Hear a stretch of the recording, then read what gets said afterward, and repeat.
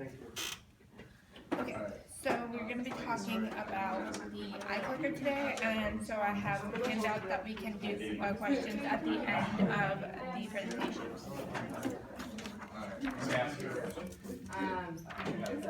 Okay, so has anyone ever heard of the iClicker and used it in college or in high school? Okay, so for those of you who don't know, iClickers are basically they are remotes and they allow students to participate in questions that the teachers can put up on the board. So for example, if you're sitting through a lecture and people tend to zone out, I zone out, and so to sort of get the class back together, iClickers are sort of used to put up questions on the board and so everyone can participate.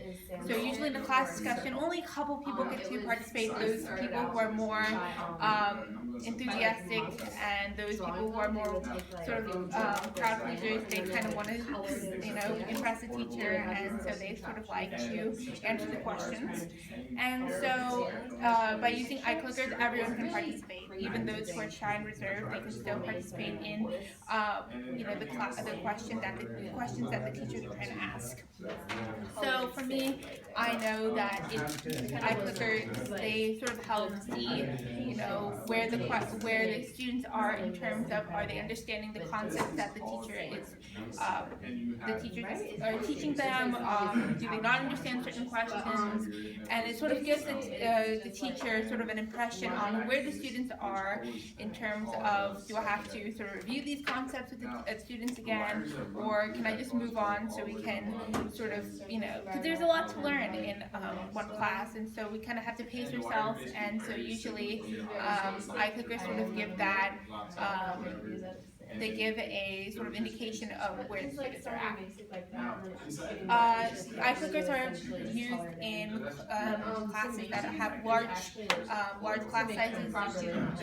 If there's 50 students in the classroom, it's sort of hard to have each one of them give their point of view. So iClickers are used to sort of have everyone participate without the commotion and without using too much of the classroom time. I had my age group specific to high school students, and in high school, at least at high school I went to, iClickers were given out by the teachers, so you could rent them out from the schoolroom, schools, and they usually were given by the teachers, and the teachers would set it up, and it was used as a way to, as a study tool, as a way to sort of interact with the students, every student.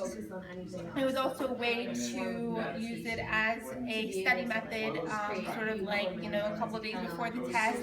We have a test coming up, why don't we pop some questions, see where everyone's at, and it gives the students a chance to see how much they have to study, how much do they have to revise, what concepts do they not need, because if you already know something and you're wasting your time, there's not a lot of time in the world, and so it usually gives a good way of saying do I have to revise this concept, or can I just move on and use my time to something I don't understand? Now, you don't want to keep on saying magnets, coil, and that lights up different parts of your brain, like you're trying to. So any questions so far? Make it how you like it. So you really. Okay then. And then your brain kind of takes over. So in regards to if you're going to use a for a college setting, iClickers are usually, you can buy them used for about $20. They're pretty cheap, and so another way why this is preferable than sort of having an ebook or an online setting is that those are expensive. This is a little less expensive and also pretty much does the same job.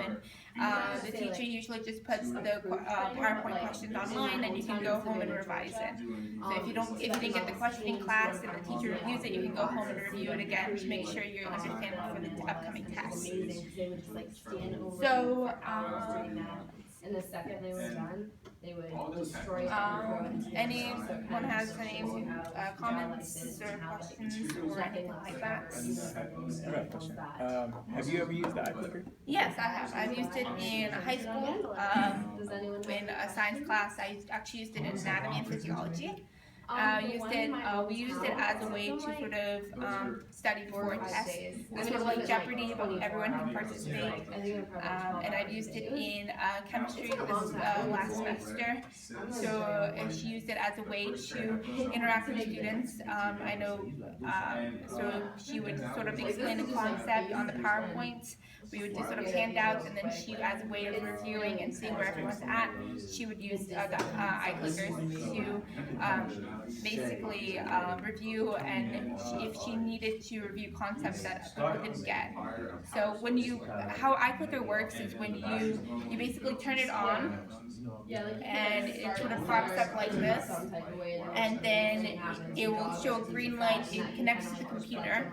And then what you do with it is the question will show up. So for instance, the question can be used like, such as a math question, 2x plus 8 equals 16, and so that'll be on the board. So,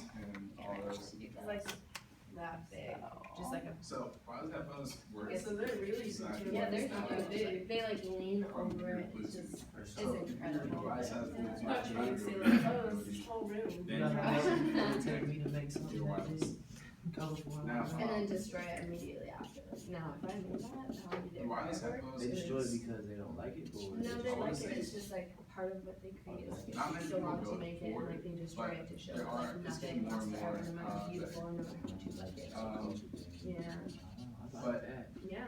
the other Okay, things are like so what you would do is everyone would have an iClicker, and then you would choose A, B, C, or D, and then whatever choices would come up. Then what would happen is that there's going to be another screen where you would have all the students, and so, A, there might be 48 people that chose, or, if there's a classroom setting of 100 people, 48 chose They A, dive certain stairs. They have this one. I and say machine, it's not, but it's kind of like this, where like 20 chose B, and so on and so forth. How many people chose whatever answer. And then the green light will pop up on what question is right, and then if the majority of people got it right, then the teacher would move on. If the majority of people did not get it right, she would explain how to get the answer. And then after you're done, you just click off, and that way you're not wasting any battery, and it can be used for a long time. I've had this for 2 years now, and I've only had to replace the battery once, and I got it used, so she had probably used it beforehand, so it's pretty inexpensive, and it works great. Any other questions? Any questions? What are your favorite type of headphones? Okay, so why don't we just review the questions? So the handout questions we can all do together. What is the product the presenter is explaining? Anyone answer that?